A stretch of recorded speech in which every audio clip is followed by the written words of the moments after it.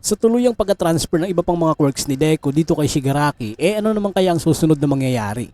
Ano ang ibig sabihin sa kung bakit ang 7th user na si Nana Shimura ay hindi tinanggap na makapasok sa mismong core ng villain?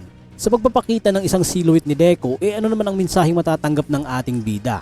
Bali lahat ng yan ay ating tatalakayin dahil dito sa chapter 417 ay tuluyan ng mararating ng ating bida ang kinaroroonan ng batang si Tenko Shimura. Yo, what's up, this is Kuya Jepoy at sa video na to ay ating ipagpapatuloy ang mas umiinit pang bakbakan. Kaya naman wag na nating patagalin pa, let's go! In the very first panel ay pinapakita nga dito ang pagsabog mula sa loob ng katawan ni Shigaraki. And by this time, alam na natin kumonekta na ang ataking pinakawalan ni Deku. Sa tindi ng puwersa ay mapapansing nahawi ng napakalakas na hangin ang buong paligid. At talaga namang nagtalsikan din ang mga naputol ng mga finger shield sa katawan ng villain. Maging etong drone camera ni Hatsume ay hirap na hirap nga ding makabalanse ng maayos dahil sa tindi ng lakas ng impact. Meanwhile, sa mga malalayong lugar, habang napapanood ng live ang laban, hindi nga nila malaman ang mga nagaganap matapos ang pagsabog na yon. Habang dito naman ay piniliwanag ng number 1 fan ni Endeavor na nagawa nga daw makapasok ni Midoriya sa pinakaloob ng shield ng kalaban. Makikita ang pagtama ng malakas na liwanag sa mukha ng ating bida. At sa pagpapatuloy na pag-usad ng mga segundo, talaga namang mas lumaki palalo ang pagbuka ng sandamukal ng mga daliri. Sa gitna nga ng liwanag, isang napakasolid na direct hit ang naipatama ni Deku habang nakakalso ang isang pa at kamay neto sa ibang parte ng naglalakihang mga daliri upang hindi maantala ang ataking gagawin niya. Dito ay napaka-effective ng ginawang to ni Deku dahil bakas sa mukha ni Shigaraki na tumalab sa kanya ang malakas sa suntok ng ating bida.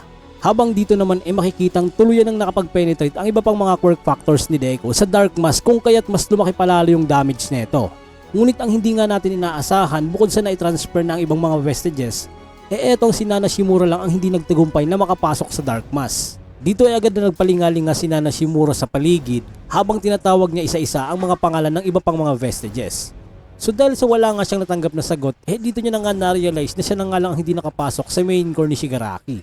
Bali naalala niya nga yung mga sinabi sa kanya dati ni Shigaraki. Naklinaro pa nga nito na sobrang nga daw ang pagkamuhi niya sa lola niyang si Nana Shimura, na hindi nga lang daw ito dahil sa ginawa sa kanya ng tatay niyang si Kotaro. Hindi nga makapaniwala dito si Nana Shimura na nireject siya. Subalit nung naalala niya nga itong scene kung saan iniwan niya ang anak niyang si Kotaro, dito niya na nga napag-alaman ang naging dahilan nga ay walang iba kundi itong kahinaan niya, which is itong ginawa niyang pang-iwan sa anak niya. Sa panel na to ay makikita natin na finally nakarating na si Deku sa harap ng bahay kung saan nagsimula ang lahat. At dito sa pag-attempt niya pa lang para pindutin ang doorbell ay biglang may pumigil sa kanya na tila ba nakakaalarma ngunit pamilyar na boses.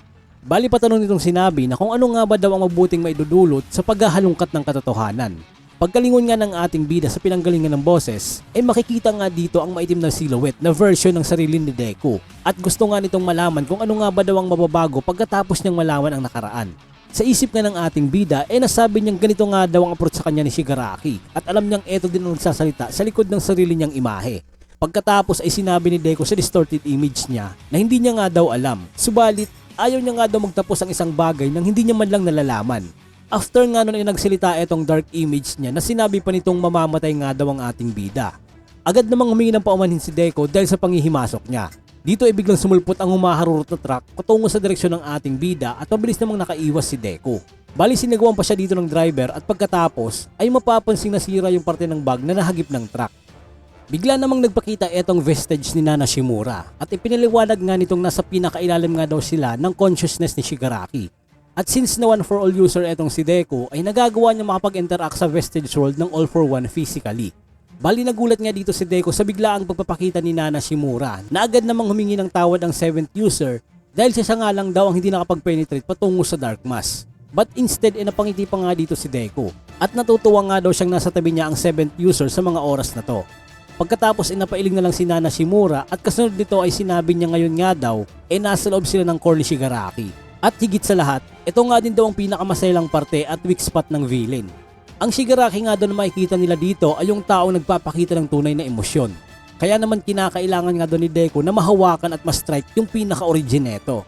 Pagkatapos ng mga sinabi nyo ni Nana Shimura ay biglang kumilos ang ating bida. Habang emotional pa rin ang 7th user dahil alam niyang dito niya malalaman ang mga natatagong sekreto ng apong si Tenko.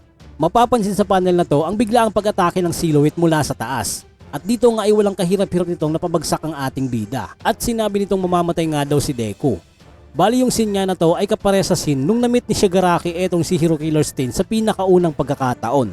Bali nasugatan niya dito si Deku at agad niya namang na-recognize na yung umatake sa kanya ay walang iba kundi si Stain. Habang nakahandusay pa rin ng ating bida ay biglang nagbalit ng mukha si Stain at bumungad niya bigla etong si Redestro. Agad namang nagsalita si Redestro at patanong na sinabi kay Deku na kung ano nga ba daw ang mga pasanin niya at kung ano nga ba daw ang balak buuhin neto. Pagkatapos ng magsalita ay agad namang napalitan yung ilong ni Redestro into a mask na suot-suot ng walang iba kundi etong si Overhaul. Bali na itanong nga dito ni Overhaul kung may plano nga ba daw si Deku. Napagalit namang sumugot ang ating bida na wala nga daw at umalis na nga lang daw ang mga ito sa daraanan niya. Bali dito ay prosahang pumakawala si Deku mula sa mga pumipigil sa kanya papunta sa main door ng bahay na nasa unahan niya. At nang mabuksan niya na nga ang pinto ay biglang bumungad etong picture ng mag-inang sina Kotaro at Nana Shimura na ipinakita nga ito ng kapatid ni Tenko na si Hana. Nagulat naman si Deku sa sinabi ni Hana kay Tenko na sikreto nga lang daw ito. At dito nga din unang nalaman ni Tenko na isang pro hero din pala ang lola niyang si Nana Shimura.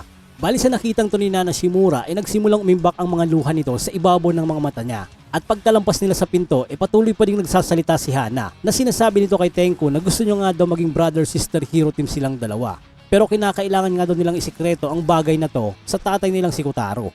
Sa tuluyang pagkapasok ng pinto ay dito unang nakita ni Deku ang kaawa-awang bata na sinasaktan ng tatay nito. Bigla namang nanlaki ang mga mata ng ating bida nang nakumpirma niya na eto na nga mismo yung matagal niya nang hinahanap. Dito ay sobrang nagulat si Nana Shimura at tuluyang lumabas sa mga mata nito ang malalaking butil ng luha. Dahil sa nakitang nanggagalaiting anak na si Kotaro at matalas sa tinititigan ang takot na bata sa harapan nito. Sa mga sumunod na eksena ay kusang kumilos ang katawan ni Deku papunta sa silhouette ng bata na nakasisiguro siyang eto na talaga yung batang si Tenko Shimura. Subalit nang makalapit ay tila ba may kung anong harang na pumipigil sa kanya.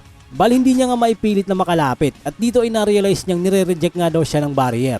Though sobrang lapit niya na nga daw pero bakit tila ba itinutulak siya papalayo? Dito ay nagsimulang magsalita ang tatay ni Tenko at sinabing hindi niya nga daw lola yung nasa picture na yon, kundi isa nga daw itong halimaw na inabandona ang sariling anak. Pagkatapos marinig ni Nana Shimura ang mga unang salita ng anak na si Kotaro, ay tuluyan nang nagunahan palabas ang mga luha nito at nagets niya kaagad ang dahilan sa kung bakit ito itinago yung mga larawan nilang dalawa, na hindi nga daw ito dahil sa gusto ni Kotaro. Dito ay patuloy na sinabi ni Kotaro kay Tenko sa kung ano sa tingin niya ang mga baho ng mga heroes. Na ang mga ito nga daw ay klase ng mga taong sasaktan ang sarili nilang pamilya para lang tulungan ang hindi kilalang mga tao. Dito ay na-realize ni Nana Shimura na hindi nga daw magawang pakawalan ni Kotaro yung sakit ng sanhi ng pangiiwan niya dito. At yung naging sugat nga daw sa puso ng naiwang anak niya ay kumalat at naipasa sa apo niyang si Tenko, which is mas naging worst pa nga yung kinahinatnan na siyang bumuo sa identity ni Shigaraki. Makikitang sobrang nagsisinga dito si Nana Shimura at napaisip na ano kaya ang naging sitwasyon kung sakaling natalo niya si All for One at agad na nakabalik sa anak na si Kotaro. Dito ay mas tumindi pa nga ang emosyon ng 7th user at habang hawak-hawak nito ang ulo niya ay bigla namang umamba si Kotaro para saktan ulit ang batang si Tenko. Bali nga kahit na parang replay lang ito sa memorya ni Shigaraki, agad namang humingi ng tulong si Deku kay Nana Shimura upang gumawa ng paraan. At mula nga sa emosyon ng ating bida ay mapapansin ang bigla ang pagtama ng liwanag sa mga mukha ng ating mga heroes. Patuloy namang humingi ng tawad ang 7th user kay Kotaro dahil sa pagiging pabayaan niya bilang isang ina habang papalapit ito sa anak niya.